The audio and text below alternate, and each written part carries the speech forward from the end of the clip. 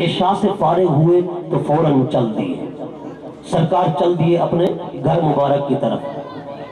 صحابی حضرت حذیفہ حضور کے پیچھے پیچھے، مگر صحابی کہتے ہیں میں نے کچھ عرض نہ کیا، حضور کو کچھ عرض نہ کیا میں نے کہ آقا میں یہ دل کی تمنا آرزو لے کر آیا ہوں، ماں سے وعدہ کر کے آیا ہوں کہ بخشش کے لیے دعا کراؤں گا اپنے لیے اور اپنی ماں کے لیے۔ حضور کی بارگاہ میں عرض نہ کر سکے، کیوں؟ وہ سمجھتے تھے۔ حضرت حذیفہ نے کہا حذیفہ تیری آرزو دم توڑتی ہے، توڑ جائے، حضور کو پیچھے سے آواز نہ دینا، تجھے نہیں پتا یہ وہ ایک ہی تو بارگاہ ہے، ادب گاہیست زیر آسماں، از عرش نازک تر نفس گم کر دمی آیت جنید با یزید ایجا۔ فرمایا یہ تو نازک ترین بارگاہ ہے، فرمایا اس بارگاہ کے اندر ادب کے ساتھ سانسیں روک کر آیا جاتا ہے، فرمایا یہ وہ عظیم بارگاہ ہے، پیچھے سے آواز دینا بھی بے ادبی ہے، آواز نہ لگانا۔ رات کا وقت ہے، عشاء کے بعد کا ٹائم ہے، میرے نبی آگے آگے جا رہے ہیں، حضرت حذیفہ پیچھے پیچھے جا رہے ہیں، دل میں یہ آرزو انگڑائیاں لے رہی ہے۔ حضرت حذیفہ کہتے ہیں میں نے آواز نہیں لگائی، بس میرے نبی نے پیچھے دیکھے بغیر فرمایا آنے والا حذیفہ ہے؟ میں نے کہا جی آقا حذیفہ ہوں۔ فرمایا جاؤ، رب نے تجھے بھی معاف کیا، تیری ماں کو بھی معاف کیا، تجھے بھی معاف کیا، تیری ماں کو بھی معاف کیا، تھوڑا سا آواز کو تجھے بھی معاف کیا، تیری ماں کو بھی معاف کیا۔ اب میں پوچھنا چاہتا ہوں آپ سے کہ یہ غیب نہیں تو اور کیا ہے؟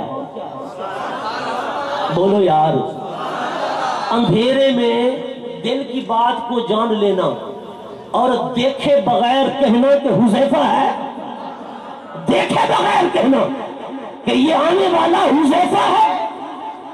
میرے نبی نے اندھیرے میں دل کی بات کو بھی جان لیا اور صحابی کے ظاہر کو بھی دیکھ لیا۔ میں نے کہا غیب کس چیز کا نام ہے؟ یہی تو غیب ہے۔ لوگ کہتے ہیں دیوار کے پیچھے نہیں جانتے، میں نے کہا حضرت عمر مسجد نبوی کے منبر پر ہے، وہیں سے کہتے ہیں یا ساریۃ الجبل، اے ساریہ پہاڑ کے نیچے دیکھو، پہاڑ کے پیچھے دیکھو، کفار تم پر حملہ آور ہونا چاہتے ہیں۔ حضرت ساریہ جب واپس آئے کہتے ہیں کہ اگر حضرت عمر ہماری رہنمائی نہ کرتے تو ہم شکست کھا جاتے، اگر ہمیں فتح نصیب ہوئی حضرت عمر کی وجہ تھی۔ حضرت ساریہ کہتے ہیں حضرت عمر کی آواز کو میں نے سن لیا۔ کہاں سنا؟ وہ مدینے میں، یہ نہامت میں۔ مدینہ کہاں ہے آپ کو پتا ہے؟ عرب شریف میں۔ اور نہامت کہاں ہے؟ عجم میں، ایران میں ہے، 300 میل کا فاصلہ۔ حضرت ساریہ کہتے ہیں حضرت عمر نے آواز دی، میں نے سنی، میں نے کہا درمیان میں عمارتیں ہیں، بنگلے ہیں، کوٹھیاں ہیں، پہاڑ ہیں، درخت ہیں، وادیاں ہیں۔ میں نے کہا تو کہتا ہے دیوار کے پیچھے نہیں جانتے، نبی کا غلام تو پہاڑ کے پیچھے جانتا۔ نعرہ تکبیر، نعرہ رسالت و نعرہ رسالت، نعرہ خلافت، نعرہ حیدری، مفتی صاحب زندہ باد۔ بات آئی ہے سمجھ؟ ہمارا عقیدہ کوئی بچوں کا کھیل نہیں، وہ الگ سی بات ہے۔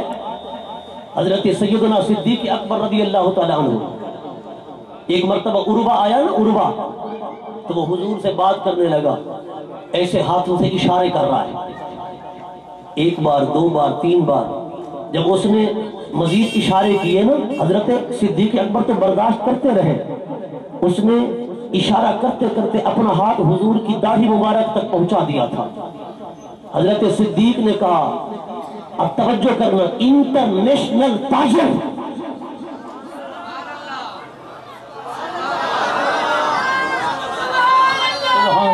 سبحان اللہ، انٹرنیشنل تاجر صدیق اکبر بہت بڑا کاروباری بھی ہے، تاجر بھی ہے۔ آپ نے کہا عروہ اب تیرا ہاتھ اٹھا تو صدیق کی تلوار تیرے ہاتھ کو کاٹ دے گی۔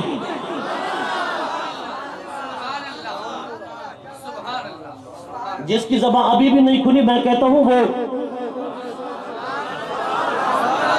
لفظ تو بڑا سخت آ رہا تھا، پھر آپ ناراض بھی ہو جاتے، ذرا اونچا بولے بلند آواز کے ساتھ سبحان اللہ۔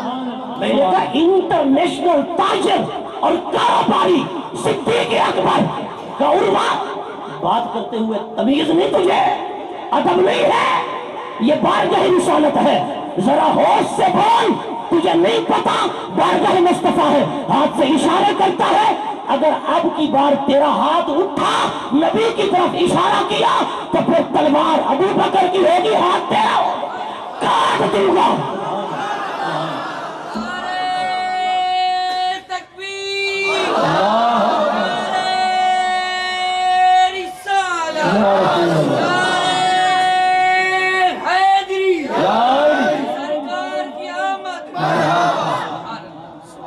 میں نے کہا محبت کرنی ہے تو بغیر مفاہمت کے کمپرومائزنگ نہیں چلے گی یہاں پر، اسلام پہلے غیرت سکھاتا ہے۔ اچھا صدیق اکبر سے کوئی بڑا نرم دل ہے تو بولو یار، صدیق کتنے بڑے نرم دل تھے، بڑے رقیق القلب، نرم دل، دھیمے دل کے نرم ہیں اور دھیمے ہیں، بڑی پیار سے گفتگو کرنے والے، محبت سے رہنے والے، جی دشمنوں کو اپنے ساتھ ملانے والے، وہ صدیق اکبر، بوڑھے صحابی، بزرگ صحابی، دھیمے، نرم، رقیق۔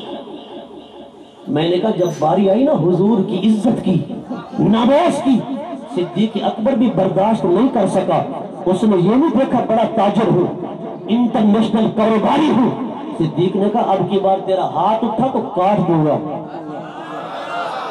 ہاتھ نیچے کر، نبی کا ادب کر، نبی کا تو بولو یار، نبی کا ادب کر۔ حضرت حذیفہ، لوگ کہتے تم نے ادب کہاں سے سیکھا؟ میں نے کہا ہم نے حضور کے صحابہ سے سیکھا ہے۔ اے حذیفہ، کہ تو نے نمازیں نہیں پڑھی، روزے نہیں رکھے، حج نہیں کیے، توجہ کرنا، زکاتیں نہیں دی، عبادت و ریاضت نہیں ہے، درود پاک مصطفیٰ پر نہیں پڑھا، تو نے نیکیاں نہیں کی، تو نے عمرے نہیں کیے، صحابی بھی ہے، حاجی بھی ہے، نمازی بھی ہے، روزے دار بھی ہے، شب زندہ دار بھی ہے، نیکیاں بھی ہیں، عبادت بھی ہے، ریاضت بھی ہے، مگر بخشش کی دعا کروانے کے لیے مصطفیٰ کی بارگاہ میں آیا ہے۔ اے حذیفہ کیوں؟ نمازوں پر اعتبار نہیں ہے، روزوں پر بھروسہ نہیں ہے، بخشش ہو جائے گی۔ حذیفہ کہتا ہے چپ کر، نمازی ایک طرف، بھروسہ اعمال پہ نہیں، بھروسہ مدینے کے لجپال پہ۔ نعرہ تکبیر، نعرہ رسالت، نعرہ خلافت، نعرہ حیدری، شان مصطفیٰ، مقام مصطفیٰ، میلاد مصطفیٰ۔ ڈھلے پڑ گئے ہو، ذرا ایک دفعہ ہاتھ اٹھا کے سبحان اللہ بولو نا۔ جس کا ہاتھ نیچے ہے میں سمجھوں گا یہ ناموس رسالت کا غدار ہے۔ مزید ہاتھ اٹھا بولو، اونچا بولو بلند آواز کے ساتھ۔ صرف نبی کی ناموس، حضور کی عزت، خدا کی قسم اس دنیا کی بڑی اور کامل ترین عبادت ہے۔ جملہ فرائض کھلی ہے، اصل اصول بندگی استاجور کی ہے۔ حذیفہ نے کہا بھروسہ اعمال پہ نہیں، بھروسہ مدینے کے تاجدار پہ ہے۔ فرما دعا حضور کر دیں گے تو پھر بخشش پکی ہے، پھر بخشش یقینی ہے۔ حذیفہ کا یہ عقیدہ تھا۔ حضور سلطان الواعظین، زبدۃ الاولیاء، حضرت خواجہ غلام فرید رحمت اللہ تعالی علیہ، کہہ دو بلند آواز سے رحمت اللہ علیہ۔ جب آپ پہنچے نا مدینہ طیبہ پہنچے، حضرت خواجہ غلام فرید رحمت اللہ تعالی علیہ، تو پھر محبت نے کہا، عشق نے کہا، غلام فرید حضور کے مدینہ کی سرزمین ہے، دھرتی ہے جس کو یثرب کہا جاتا تھا، بیماریوں کا گڑھ، بیماریوں کا مرکز، مصطفیٰ کے قدم لگے، لبن طیبہ بھی بنا دیا، طیبہ بھی بنا دیا، اب یہ پاکیزہ سرزمین ہے۔ غلام فرید اس دھرتی کو چوم نہیں لیتا، آپ چومنے کے لیے اپنا چہرہ زمین کے قریب کرتے، پھر اٹھا لیتے، پھر قریب کرتے، پھر اٹھا لیتے، پھر قریب کرتے، پھر اٹھا لیتے۔ جب 3 بار ایسا کیا، آپ کے غلاموں نے عرض کی حضور چومنا چاہتے ہو پر چومتے نہیں ہو، وجہ کیا ہے؟ حضرت خواجہ غلام فرید نے فرمایا یارو غلام فرید کا عشق کہتا ہے، محبت کہتی ہے، نبی کا مدینہ ہے، نبی کے مدینہ کی دھرتی ہے، چوم لے، چومنا چاہتا ہوں، محبت کا تقاضا تو یہی ہے، پر ادب کہتا ہے غلام فرید مت چوم، تیرے ہوئے تو اس قابل ہی نہیں کہ مدینہ کی زمین کو چوم سکے۔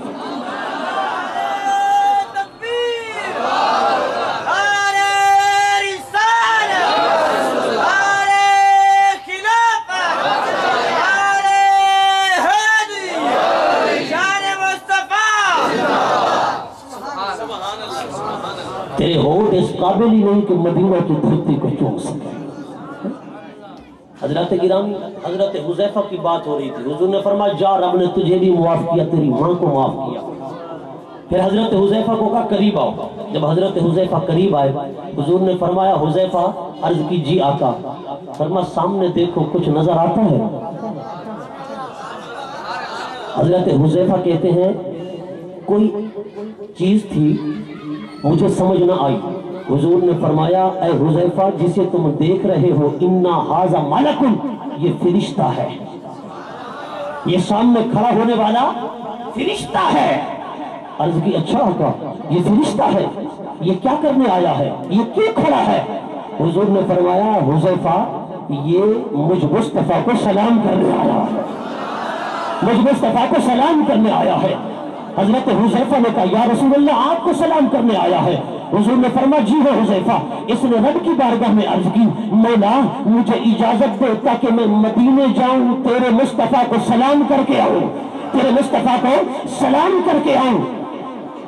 یہ مجھے سلام کرنے آیا ہے، رب سے اجازت مانگ کر سلام کرنے آیا ہے۔ کیا کرنے آیا ہے؟ سلام کرنے آیا ہے۔ اب ذرا توجہ کرنا، ایک مولوی صاحب نے کہا کہ دیکھو فرشتے بھی سلام کرنے کے لیے مدینے آتے ہیں، اور تم سنی جو ہو تم تو جہاں بیٹھے ہو وہیں سے صلاۃ و سلام شروع کر دیتے ہو، تم بھی مدینے جا کر پڑھو نا جیسے فرشتہ مدینے آ کر پڑھتا ہے۔ میں نے کہا یہ بتا فرشتہ حضور کی بارگاہ میں سلام عرض کرنے کے لیے رب سے اجازت مانگ کے آیا کہ حضور کی بارگاہ میں سلام عرض کرنا ہے، کیا وہ جہاں تھا وہاں نہیں پڑھتا تھا؟ نہیں سمجھے آپ یا میں سمجھا نہیں سکا؟ بولو ذرا محبت کے ساتھ۔ اعتراض کیا کہ فرشتہ بھی مدینے آ کر پڑھتا ہے، تم بھی مدینے آ کر پڑھو، تم کیوں وہاں سے پڑھتے ہو پاکستان سے ہندوستان سے؟ فرشتہ مدینے آ کر پڑھتا ہے، اجازت مانگتا ہے کہ مدینے جاؤں مصطفیٰ کو صلاۃ و سلام پیش کر کے آؤں، تم بھی مدینے پڑھو۔ میں نے کہا کہ فرشتہ جہاں تھا جہاں سے بھی آیا، فرشتے پتہ ہے کتنے ہیں؟ کتنے فرشتے ہیں؟ بے شمار، بے شمار فرشتے، ان گنت، جنہیں شمار ہی نہیں کر سکتے۔ لیکن میں نے کہا اس فرشتے کو جو آیا تھا انسانی لباس میں، فرشتے تو بہت ہیں مگر نبی نے کیسے پہچان لیا؟ نبی نے کیسے پہچان لیا؟ میں نے کہا اگر فرشتہ نوری لباس والا آئے نبی پہچان لیتا ہے، اور آنکھیں بند کر کے درود و سلام پڑھا کر نبی تجھے بھی پہچان سکتا ہے، نبی تجھے بھی پہچان سکتا ہے۔ فرشتہ ہے بارگاہ مصطفیٰ میں درود و سلام عرض کرنے آیا ہے، کہا تم بھی وہاں جا کر پڑھا کرو۔ میں نے کہا فرشتہ جہاں تھا کہ وہاں نہیں پڑھتا تھا؟ کہا اگر پڑھتا تھا کوئی دلیل؟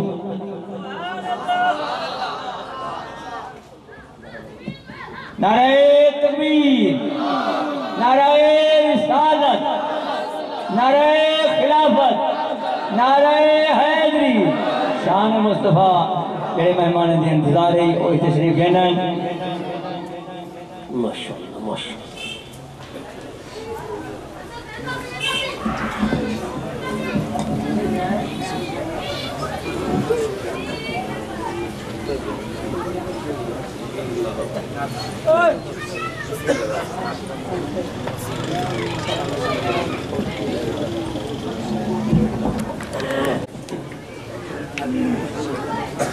جن مہمانوں کا انتظار تھا انشاءاللہ عظیم ترین شخصیت ان قریب تشریف لانے والے ہیں، اور بلبل مدینہ بہت ہی سریلی اور پیاری آواز والے یا رسول اللہ کے نعرے کی گونج پیدا کر دینے والے. ڈلہ بولو ڈلہ ڈلہ. اگر تو آنا یہ حال تو وسیم بھائی نعرے نہیں لگاؤں گے. محفل میلاد کا مقصد بھی یہی ہوتا ہے کہ گونج پیدا ہو جائے. جی انشاءاللہ آپ نعت سنیں گے. میں آخری بات جو عرض کر رہا ہوں اس کو مکمل کرنا چاہتا ہوں, ذرا توجہ کرنا. اعتراض کیا ہوا کہ فرشتہ یہاں آ کر پڑھتا ہے درود و سلام مدینہ طیبہ, اور تم جہاں ہے وہیں سے پڑھتے ہو, تم بھی وہاں جا کر پڑھو. میں نے کہا کیا فرشتہ جہاں تھا, توجہ ہے, فرشتہ جہاں تھا کیا وہاں نہیں پڑھتا تھا؟ کہ اگر پڑھتا تھا دلیل. میں نے کہا رب کا قرآن ہے ان اللہ و ملائکتہ یصلون علی النبی یا ایھا الذین آمنوا صلوا علیہ وسلموا تسلیما. اور فرشتہ جہاں تھا وہاں سے بھی پڑھتا تھا. خود قرآن کہہ رہا ہے رب بھی درود بھیجتا ہے, فرشتے بھی درود بھیجتے ہیں, مگر فرشتے نے کہا مولا یہاں سے تو پڑھتے پڑھتے زندگی گزر گئی, ایک موقع دے تاکہ مدینے جاؤں تیرے یار کو سلام کر کے.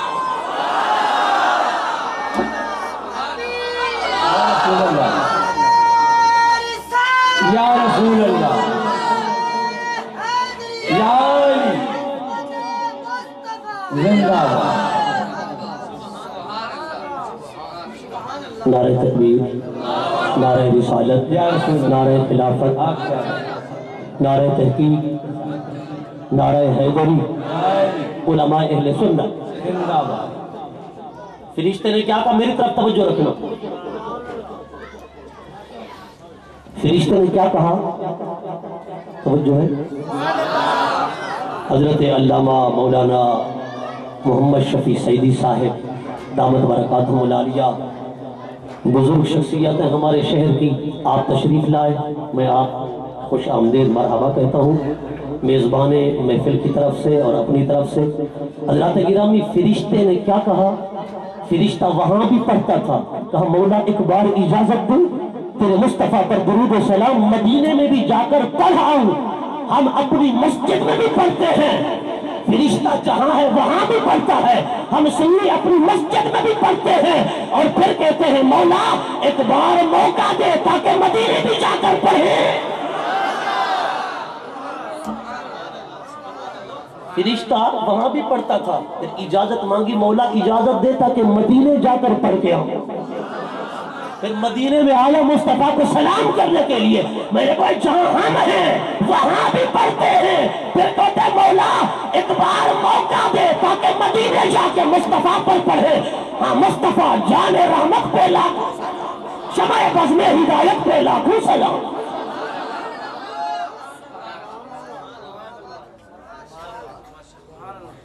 میں نے جو آیت پڑھی تھی نا وہ ختم نبوت کے حوالے سے تھی. حضرت سیدنا مہر علی رحمت اللہ تعالی علیہ مدینہ میں رہتے تھے. مصطفیٰ نے فرمایا مہر علی بیٹا جاؤ پاک و ہند میں, جاؤ ہندوستان میں, وہاں جا کر میری ختم نبوت پر پہرا دو, میری ختم نبوت پر پہرا دو. جب فاتح قادیانیت حضرت سیدنا مہر علی شاہ مصطفیٰ کے حکم پر مدینہ چھوڑ کر ہندوستان آئے تو یہاں آ کر ریلیاں نکالی, جلسے کیے, بہت بڑے بڑے پروگرام کیے. آپ کے مریدوں نے کہا حضور آپ کو کیا غرض ہے ان جلسوں کی,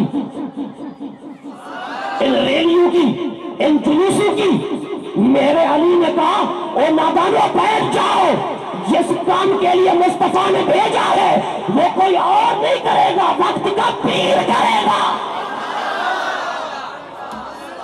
کون کرے گا, اونچا بولو, پیر کرے گا. کون کرے گا؟ کہا حضور یہ کام مولویوں کا ہے, آپ کیوں باہر نکلتے ہیں؟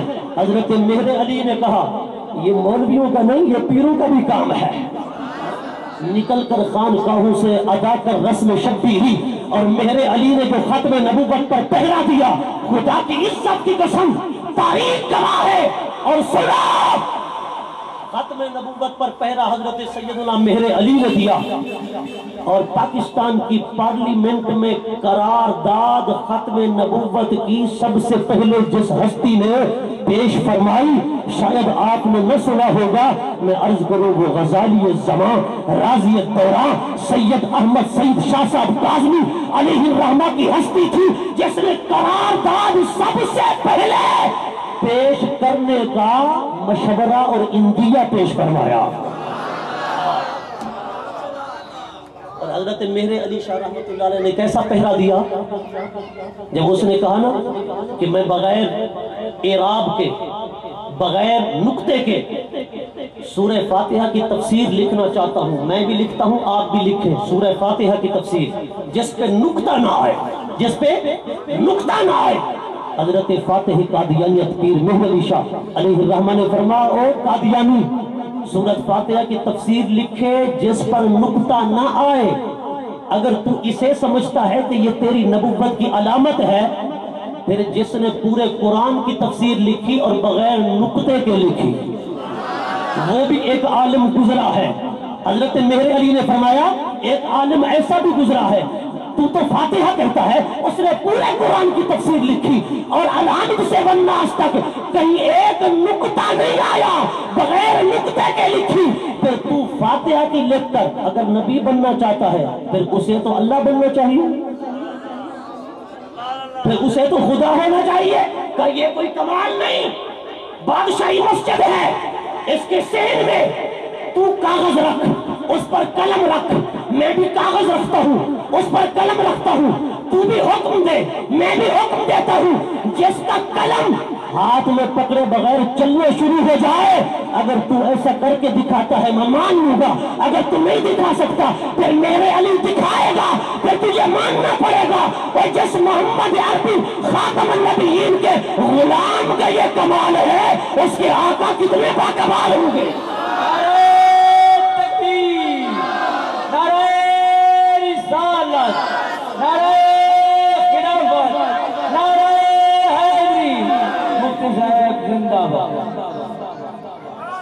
स्टेज पर उलमा हैं, मेरे बुजुर्ग हैं और दीगर हजरात भी हैं, इनसे मैं कुछ नहीं अर्ज करता, ये अदब की जगह है। लेकिन आप हजरात मेहरबानी करें, इतनी बड़ी बात पर इतना ढिल्ला नारा और बगैर हाथ उठाए, जरा हाथ उठा के ऊंचा बोले बुलंद आवाज के साथ, दोनों हाथों को उठाकर ताजदारे खत्म नबूवत बुलंद आवाज से तिरंगा मोहम्मद पना में गूंज पैदा हो जाए। और खत्म नबूवत के पहरेदार सिर्फ मेरे अली नहीं थे, उनके गुलाम भी हैं, ताजदारे खत्म नबूवत।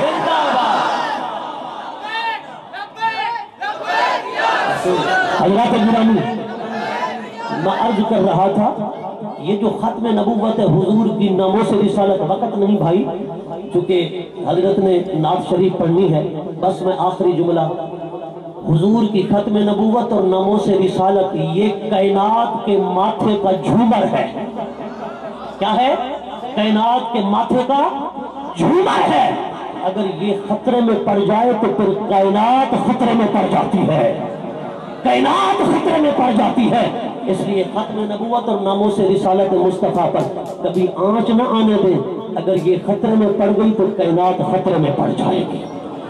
दुआ करता हूँ परवरदिगार अंजुमन मेहरिया नसीरिया के नौजवानों को मजीद बरकतें, वुसअतें, रहमतें अता फरमाए, जज्बा पैदा करें। इस दुनिया के अंदर कुछ नहीं, ये मालो दौलत सब यही रह जाना है। नबी के होकर मरो, मरना तो वैसे है। हुजूर की बात है, दीवाने हो जाओ। यहाँ फरजानगी नहीं चलती, जितने फरजाने थे पीछे रह गए, जो दीवाने थे मुस्तफा के करीब वही हुए। दीवाने बनो। हजरत गिरामी इंतजामिया ने तामुन फरमाया, हम उनके भी अपनी तरफ से भी उलमा अहले सुन्नत, जमात अहले सुन्नत, सुन्नी तहरीक पाकिस्तान, अंजुमन मेहरिया नसीरिया, अंजुमन गुलामान मुस्तफ़ा, जितना भी मजहबी तंजीमी जमातें हैं तिरंगा मोहम्मद पना की, सबकी तरफ से हम उनके मशकूर व ममनून हैं। वो इसी तरह तामुन करते रहे ताकि जिक्र मुस्तफ़ा के चर्चे होते रहे। बोलो जरा सुभान अल्लाह। एक दफा इंतजामिया के लिए बोलो सुभान अल्लाह। माशा